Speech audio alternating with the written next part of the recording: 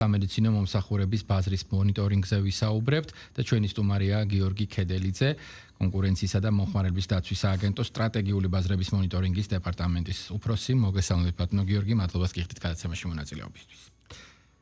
ბაზარზე კონკურენტული გარემო შეფასების მიზნით სამედიცინო მომსახურების ბაზრის მონიტორინგი ხორციელდება. სამედიცინო მომსახურების ბაზრის მონიტორინგის მიზანია გაირკვეს, რას უკავშირდება ფასების ზრდა. ერთ-ერთი მიზეზი, რისთვისაც აღნიშნული მონიტორინგი დაიწყო, იყო ფასების დინამიკა. დაახლოებით 26% არის გაზრდილი ფასები.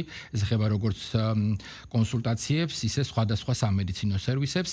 ეს საკითხი ძალიან აქტუალურია, პრობლემატურია და ამ დეტალებს ვაპირებთ, რომ გავარკვიოთ თქვენთან.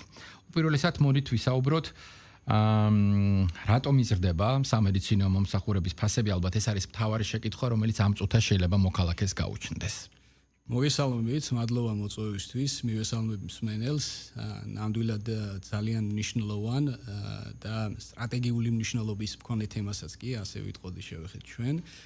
სამედიცინო მომსახურების ბაზარი თავისი ზომით, ასევე სხვადასხვა დატვირთვით და გავლენების სხვადასხვა ბაზარზე სააგენტოში ითვლება სტრატეგიული მიმართულების მქონედ და ჩვენ გვაქვს სტრატეგია, რომლის მიხედვითაც ამგვარი სტრატეგიული მნიშვნელობის მქონე ბაზრებზე მონიტორინგი აუცილებლად უნდა განახორციელოთ და რიგ მათგანზე უწყვეტი მონიტორინგიც კი მიმდინარეობს.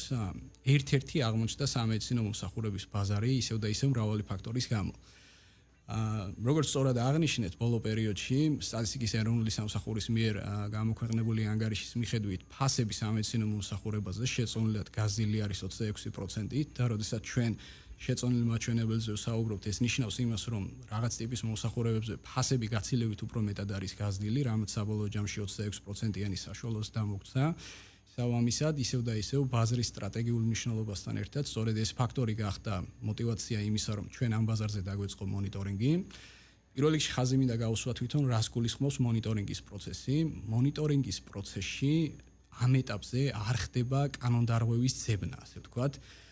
ეს არის უკვე ბაზრის მოკვლევის შემდგომი ეტაპის საგანი არის. მონიტორინგის პროცესში ხდება ბაზარზე კონკურენტული გარემოს შეფასება, რაც ნიშნავს იმას, თუ მაგალითად რამდენი კომპანია მოქმედებს ბაზარზე, როგორია მათი შემოსავლები, კონკრეტული მიმართულებით სერვისის მიწოდება, რამდენ კომპანიას შეუძლია გეოგრაფიული კუთხით როგორ შეიძლება დაიყოს ქვეყანაში ბაზარი, რაც ნიშნავს იმას, რომ მაგალითად მომხმარებელს კონკრეტული სერვისის მიღებისთვის რა გეოგრაფიულ, ასე ვთქვათ, არეალში შეუძლია გადაადგილება და სწორედ ეს გეოგრაფიული არეალები ითვლება შესაბამის ბაზრად და ამ არეალში მოქმედი კომპანიების საბაზრო წილი გამოითვლება ხოლმე.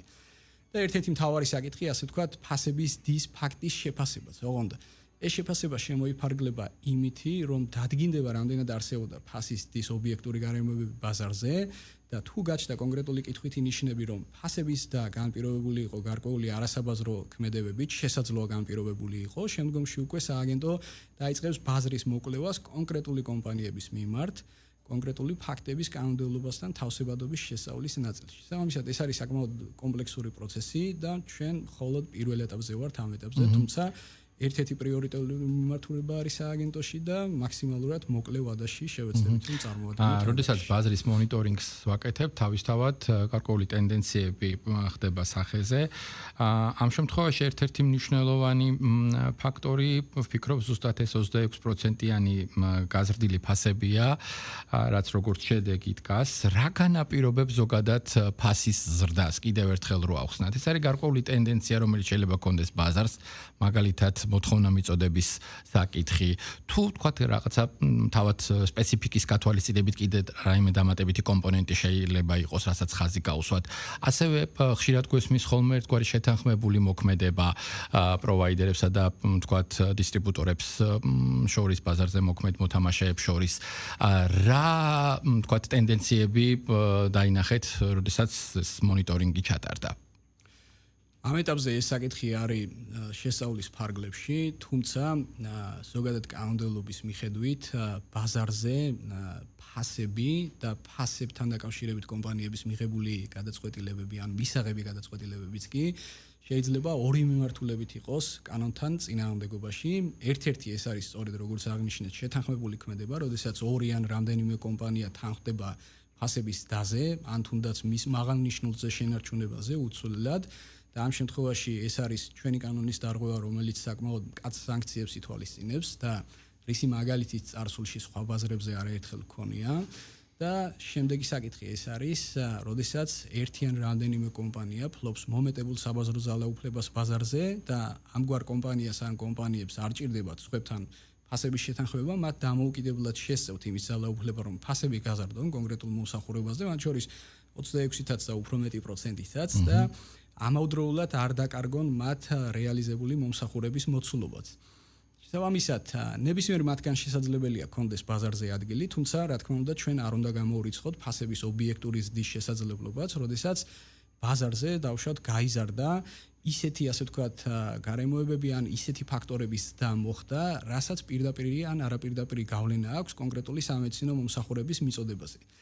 რა თქმა უნდა, წინასწარ და ზეპირად საუბარი ჩვენ არ შეგვიძლია, თუმცა უახლოეს დღეებში უკვე გარკვეული ტიპის მოსამზადებელი სამუშაო უკვე განხორციელებულია ამ მიმართულებით და ჩვენ გვექნება კომუნიკაცია თვითონ კლინიკებთან და სამედიცინო მომსახურების მიწოდებელ კომპანიებთან და შესაბამისად მათზე არის დამოკიდებული თუ როგორ ახსნას მოუძებნიან ბოლო პერიოდში და არა მარტო ბოლო პერიოდში ჩვენ ვაპირებთ რომ წინა 3 წელი და უფრო მეტი პერიოდით შევისწავლოთ, რათა სრულყოფილი სურათი დაინახოს კონკურენციის სააგენტომ და სრულყოფილი ანგარიში წარუდგინოს საზოგადოებას. თქვენ როგორც ინსტიტუციას რა ბერკეტი გაქვთ ამისოდ რომ თქვათ სიტუაცია გახდეს კონტროლირებადი. რამდენად გააძლევთ კანონი იმის შესაძლებლობას რომ ჩაერიოთ თქვათ ამ ფასების ასე ვთქვათ დარეგულირების საკითხში შეიძლება თქვათ ერთგვარი მოლოდინი არსებობდეს რომ მონიტორინგის შედეგებმა შეიძლება გავლენა მოახდინოს მაგალითად ფასების სტაბილიზაციაზე ან შემცირებაზე. ვიდრე ამ შეკითხვაზე გავცემთ პასუხს, ეს ალბათ მთავარი შეკითხვაა, რომელიც ასევე საზოგადოებას აქვს. მნიშვნელოვანია ის ტენდენციები, რომელიც თქვათ თავად მონიტორინგის პროცესში გამოვლინდა. დაახლოებით 3 კვირაო ამბობთ, რაც დაიწყო ეს მონიტორინგი. ჩვენ ვახსენეთ სამედიცინო სერვისები და კონსულტაციები. აქაც ფასი გაზრდილია. სხვა კიდევ რა მიმართულებით იკვეთება ეს ტენდენცია, ვთქვათ თუნდაც უფრო მზარდი, რომელიც შეიძლება გარკვეულ კითხვის ნიშნებს ბადებდეს. ობიექტური ვთქვათ რეალობიდან გამომდინარე, რატომ შეიძლებოდა ვთქვათ ამგვარი ნამატი ყოფილიყო ფასის. ძალიან საინტერესო შეკითხვა არის და ალბათ ერთ-ერთი ყველაზე მნიშვნელოვანი და მთავარი საკითხი რეაგირების ბერკეტებს რაც შეეხება პირველ რიგში სააგენტოს შეუძლია რეაგირება ორი მიმართულებით. ერთ-ერთი მიმართულება არის რეკომენდაციები, რომლის გამოცდილება ჩვენ მაგალითად ფარმაცევტულ ბაზარზე მედიკამენტების კუთხით გქონდა და რის შედეგადაც ძალიან წარმატებული რეფორმა განხორციელდა ქვეყანაში.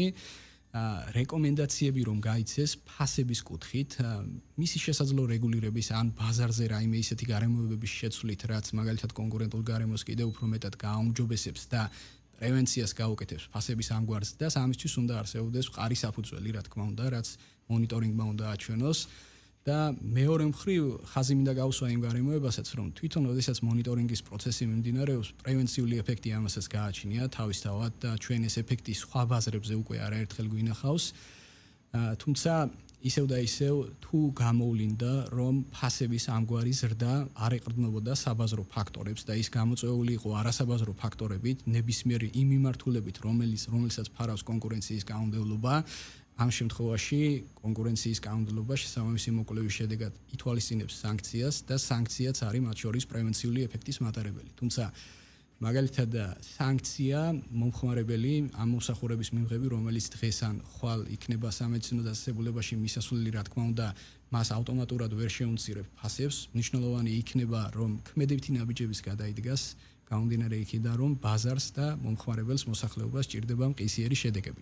შესაბამისად თუ აღმოჩნდება, რომ ფასების და არ იყო განპირობებული საბაზრო ფაქტორები, ჩვენ გამოვიყენებთ ყველა იმ რესურსს და ყველა იმ ბერკეტს, რაც გაგვაჩნია ამ ბაზარზე მოქმედებისთვის და რაც მაგალითად გამოვიყენეთ ფარმაცევტულ ბაზარზე, როდესაც რეკომენდაციების გავეცით, ქონდა მოკვლევაც, კომპანიებიც დავაჯარიმეთ და ვფიქრობთ, რომ ერთ-ერთი წარმატებული, ასე ვთქვათ, ჩვენი გადაწყვეტილება იყო, როგორც მონიტორინგი, ასევე მოკვლევა და რეფორმაც თავის მხრივ.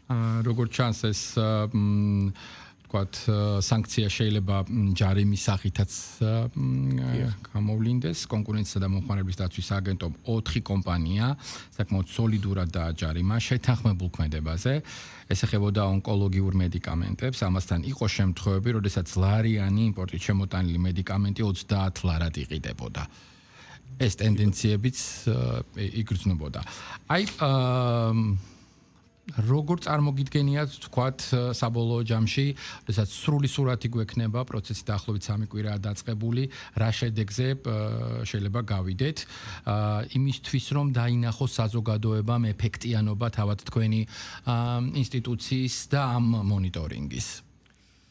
პირველ რიგში საამავლო შედეგებზე საუბრისას ჩვენ წინასწარ ასე ვთქვათ პროგნოზების გაკეთება გაგვიჭირდება ეს ისევ და ისევ დამოკიდებული არის ინფორმაციაზე რა ინფორმაციასაც ჩვენ მივიღებთ კომპანიებისგან თუმცა რეალურად ფარმაცევტული ბაზარი რასთან დაკავშირებითაც როგორც თქვენ ახსენეთ ქონდა ჩვენ ძალიან აქტივობები ქმედებები ბოლო წლების განმავლობაში არის ძალიან კარგი მაგალითი თუ როგორი ქმედითი შეიძლება იყოს კონკურენციის სააგენტო და მისი გადაწყვეტილებები მაგალითისთვის ფარმაცევტულ ბაზარზე, როდესაც ჩვენ მსგავსი პროცესი გქონდა, იქაც იყო კითხვები ფასებისთვის მიმართულებით მედიკამენტებთან დაკავშირებით, იქაც საწყის ეტაპზე ჩვენ დავიწყეთ მონიტორინგი და მონიტორინგი პირველ რიგში დასრულდა რეკომენდაციებით. ამ რეკომენდაციებმა თქვა, რომ ბაზარს სჭირდებოდა მეტი რეგულაცია, ძირითადად ეს რეკომენდაციები მიმართული იყო ჯანდაცვის სამინისტროს მიმართ, 13 რეკომენდაცია. გამოიცა კი ბატონო 13 რეკომენდაცია ფარმაცევტული ბაზრის მონიტორინგის. ეს დაედო საფუძვლად რეკომენდაციები ბაზარზე განხორციელებულ სისტემურ რეფორმებს, რომელიც მაგალითად ჯანდაცვის სოფლიო ორგანიზაციის ევროპის რეგიონული ოფისის ხელმძღვანელის მიერ მიჩნეულ იქნა 21 საუკუნის საუკეთესო რეფორმებად, არა მარტო რეგიონის, არამედ ევროპის მასშტაბით. ამ რეფორმების შედეგად ბაზარზე კითხვები აღარ არსებობს მედიკამენტის ხარისხის მიმართებით. დარეგულირდა 8000-მდე მედიკამენტის ფასი, განისაზღვრა გასაყიდი ფასის მაქსიმალური ჭერი და ჭერის განსაზღვრა სწორედ იმიტომ მოხდა, რომ ის ეჭვები, რაც მონიტორინგის განხორციელების დროს არსებობდა მაღალ ფასებთან დაკავშირებით, რომელიც მონიტორინგმა ასევე გამოავლინა, დადასტურდა ნამდვილად საზოგადოების ეჭვები და შესაბამისად ეს 8000 მედიკამენტზე ფასები არის რეგულირებული და მოსახლეობა აფთიაქებში დაახლოებით 200-დან 300 მილიონი ლარით ამბულატორიულ დონეზე იხდის ნაკლებს, ვიდრე იხდიდა მანამდე, თუმცა როგორც უკვე აღინიშნა, რეკომენდაციები შესაძლებელია საკმარისი არ აღმოჩნდეს და გამოვლინდა ასევე საკმაოდ მძიმე შემთხვევა ონკოლოგიური მედიკამენტების შეთანხმებული ფასების მიმართებით, სადაც 4 მსხვილი კომპანია დაჯარიმდა 54 მილიონ ლარამდე და ასე ვთქვათ, არანაკლებ მძიმე შემთხვევა, როდესაც სწორედ ასე ვთქვათ, საბაზრო ფაქტორების არარსებობის პირობებში დანახარჯები, როდესაც იყო შენარჩუნებული დაახლოებით იგივე ნიშნულზე, რიგი კომპანიები, აქ საუბარი არის შედარებით უფრო მცირე კომპანიებზე, რომლებიც საზოგადოებისთვის კარგად ნაცნობი შეიძლება არ იყვნენ, თუმცა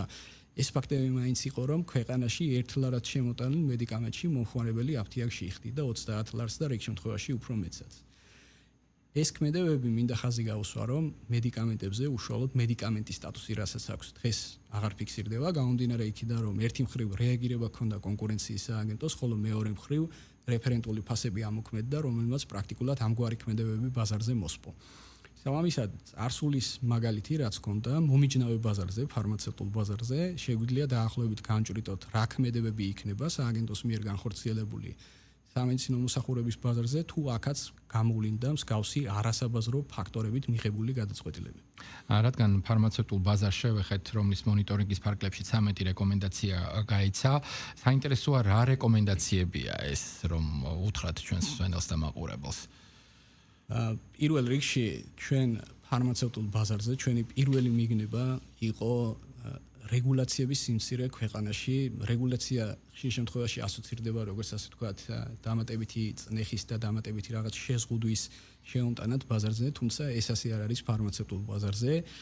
ყველა ევროპულ ქვეყანაში ფარმაცევტულ ბაზარზე მოქმედებს ძალიან ბევრი რეგულაცია, ჩვენც დაახლოებით გავუთანაბრდით მათ და ეს რეგულაციები საჭიროა იმისთვის, გამომდინარე იქედან, რომ ფარმაცევტული ბაზარი ხასიათდება მომეტებული რისკით. მომეტებული რისკი გულისხმობს იმას, რომ ამ ბაზარზე ძალიან დიდი რისკია იმისა, რომ იყოს შეთანხმებული ქმედებები და ძალიან დიდია რისკი იმისა, რომ კონკრეტული კომპანიების მომეტებული საბაზრო ძალაუფლება იყოს ბოროტად გამოყენებული და სხვა შორის ორივე მიმართულება დადასტურდა ჩვენი შემდგომი მოკვლევების გათვალისწინებით. პირველი რეკომენდაცია ჩვენ რაც გავეცით იყო ის, რომ გარკვეულწილად მომხმარებლისთვის შექმნილიყო არჩევანის შესაძლებლობა, როდესაც ექიმი ასე ვთქვათ გამოწერს რეცეპტს და პაციენტის მისაღებ გადაწყვეტილებაზე ექიმს გააჩნია უდიდესი და ყველაზე მთავარი გავლენა, კონკრეტული არჩევანი მიგვეცა ჩვენ მომხმარებლისთვის მედიკამენტების კუთხით. მედიკამენტები მოგეხსენებათ სავაჭრო დასახელების მიხედვით შეიძლება იყოს ბევრი სხვადასხვა სავაჭრო დასახელებით, მაგრამ თვითონ შეფუთვაში არის ერთი და იგივე მედიკამენტი, რომელიც პრაქტიკულად არაფრით არ განსხვავდება ერთმანეთისგან, მხოლოდ სავაჭრო დასახელება და ბრენდირება არის განსხვავებული და შესაბამისად ჩვენი პირველი რეკომენდაცია იყო, რომ რეცეპტი ყოფილიყო გენერიკული და როდესაც მომხმარებელი მივიდოდა შემდგომში აფთიაქში, ფარმაცევტს ჰქონოდა ვალდებულება, რომ მისთვის შეეთავაზებინა 3 ყველაზე დაბალი ფასის მქონე ევროპული წარმოშობის მედიკამენტი. და ჩვენ გარკვეულწილად მოდელირება გავაკეთეთ ამ პრინციპით, რომ ემოქმედა ბაზარს. ეს ჯენერიკ მედიკამენტებზეა საუბარი. ჩვენთან პრაქტიკულად ყველაფერი ჯენერიკი არის, გარდა რამდენიმე ერთეული მედიკამენტისა, რომელსაც შეიძლება ჯენერიკი არ ქონდეს, ან ჯენერიკული მედიკამენტებით არის გაჯერებული ბოლომდე. ჩვენ მოდელირებაც გავაკეთეთ ამ პრინციპს, რომ ემოქმედა, რამდენს დაზოგავდა მომხმარებელი აფთიაქში და ერთ-ერთი ყველაზე ფართოდ გავრცელებული ანტიბიოტიკი ქვეყანაში არის ცეპტრიაქსონის ჯგუფის ანტიბიოტიკი და თუ მომხმარებელი შეიძენდა იმაზე უფრო მეტად ხელმისაწვდომ მედიკამენტს, ვიდრე ძირითადად ექიმები წერდნენ რეცეპტებში, ეს იყო ეგვიპტური და ჩინური წარმოშობის ცეპტრიაქსონები, ამავდროულად ქვეყანაში იყიდებოდა იტალიური, ფრანგული, დიდი ბრიტანეთის ნაწარმოების ცეპტრიაქსონი, ხოლო ცეპტრიაქსონის მაგალითზე 3 წლის განმავლობაში 5 მილიონ ლარამდე დაზოგავდა მომხმარებელი და ასეთი ჯგუფები არის ასეულობით ზოგადად ქვეყანაში. სამისად ჩვენ ფოკუსი სწორედ აქეთკენ გავაკეთეთ. და შემდგომი, ასე ვთქვათ, რეკომენდაციები ბევრი იყო, თუმცა გამოვყოფდი ხარისხთან დაკავშირებულ რეკომენდაციებს, გამომდინარე იქიდან, რომ ჩვენ მომხმარებლისთვის უნდა მიგვეცა არჩევანის შესაძლებლობა, რა თქმა უნდა, მომხმარებელი უნდა ყოფილიყო დარწმუნებული იმაში, რომ მის მიერ შეძენილი მედიკამენტი იქნებოდა ხარისხიანი და ჩვენი რეკომენდაცია იყო, რომ სავალდებულო გამხდარიყო ქვეყანაში GMP, ანუ კარგი წარმოების სტანდარტის სერტიფიკატის ქონა და GDP სტანდარტი, კარგი დისტრიბუციის სტანდარტი, დღეს ეს სავალდებულო არის. სხვა რეკომენდაციებიდან გამოყოფდი ალბათ ინსტრუმენტებს ჯანდაცვის სამინისტროს ხელში, რომელიც მას მისცემდა საშუალებას, რომ ეფექტიანად დაკვირვებოდა ბაზარს, ეს არის მხოლოდ ელექტრონული რეცეპტის დაშვება ქვეყანაში, რომ ფურცელზე აღარ ყოფილიყო დაწერილი ეს ყველაფერი და გარკვეულწილად ანალიზის და დაკვირვების შესაძლებლობა ჰქონდა ჯანდაცვის სამინისტროს და შესაბამისად გარკვეული მცირე დამატებები ამ რეკომენდაციებთან ერთად საბოლოო ჯამში ჩამოყალიბდა დოკუმენტად, რომელიც ამ ყველაფერს დაედო საფუძვლად. და აქვე ერთი საკითხი მინდა აღვნიშნო, რომ სწორედ ამ მონიტორინგმა, რეკომენდაციებმა, განხორციელებულმა რეფორმებმა და შედეგებმა წელს გაიმარჯვა საერთაშორისო კონფერენციაში ICN-ის კონკურენციის საერთაშორისო ქსელის კონკრეტულ კატეგორიაში 4 კატეგორია იყო სულ ამ თემამ, ჩვენ მიერ გაგზავნილმა თემამ გაიმარჯვა და შოტლანდიაში ედინბურგში გადმოგვეცა ჯილდო სპეციალურად ამ თემასთან დაკავშირებით. სამისად ჩვენ უკვე სამედიცინო მომსახურებით შევეცდებით, რომ წარსული წარმატებული პრაქტიკა უკვე ამ ბაზარზეც გავაგრძელოთ და კი ბატონო, ჩვენ ვთქვით, რომ დაახლოებით 3 კვირა ეს მონიტორინგი დაიწყო, როდის დასრულდება, რა ეტაპია საჭირო კიდევ და უპირველესად ალბათ რა ტიპის გავლენა შეიძლება იქონიოს თითოეულ მოქალაქეზე ამ მონიტორინგმა გადაწყვეტილების შემთხვევაში. მე მესმის, რომ გრძელვადიან, ასე ვთქვათ, პერსპექტივაზე საუბრობთ აქ და შეიძლება მყისიერი შვება კონკრეტული ადამიანის ჯიბემ ვერ იგრძნოს ამ ეტაპზე, მაგრამ ვთქვათ, აი რა ტიპის ეფექტი შეიძლება განვიხილოთ როგორც მოცემულობა, ვთქვათ, ამგვარი აქტივობის შემდეგ. ჩვენ შესაძლებელია მონიტორინგი საერთოდ არ დავასრულოთ, გამომდინარე ამ ბაზრის სტრატეგიული მნიშვნელობიდან ის გაგრძელდეს უწყვეტად, ან შესაძლებელია დასრულდეს, მაგრამ ნებისმიერ შემთხვევაში ჩვენ რამდენიმე თვიან შუალედში პირველად ანგარიშს, რომელი ანგარიშის ამ ძირითად შეკითხვებს ნაწილობრივ მაინც გასცემს პასუხს, ჩვენ აუცილებლად წარმოადგენთ, ანუ მონიტორინგის დასრულებამდე ჩვენ გვაქვს პრაქტიკა, რომ შუალედურ ანგარიშებს ხოლმე გავაცნოთ საზოგადოებას და ამ შუალედური ანგარიშის ფარგლებში ჩვენ აუცილებლად გავცემთ ამ შეკითხვებს პასუხს. შევეცდებით ეს იყოს წლის ბოლოსთვის მაინც და ამის შემდგომში შესაძლებელია მონიტორინგი ისევ და ისევ გაგრძელდეს. ოღონდ მთავარი შეკითხვა, რაც არსებობს ფასებთან მიმართებით, დაუშვათ კონკრეტული მიმართულებებით ჩვენ გვაქვს ეჭვი, რომ ფასების დაიყო კოლოსალური. სამამისად მნიშვნელოვანია, რომ ეს მიმართულებები სწორად იქნეს იდენტიფიცირებული და სწორად იქნეს შესწავლილი. ამ ინფორმაციას ჩვენ წლის ბოლოსთვის დაახლოებით გავასაჯაროვებთ.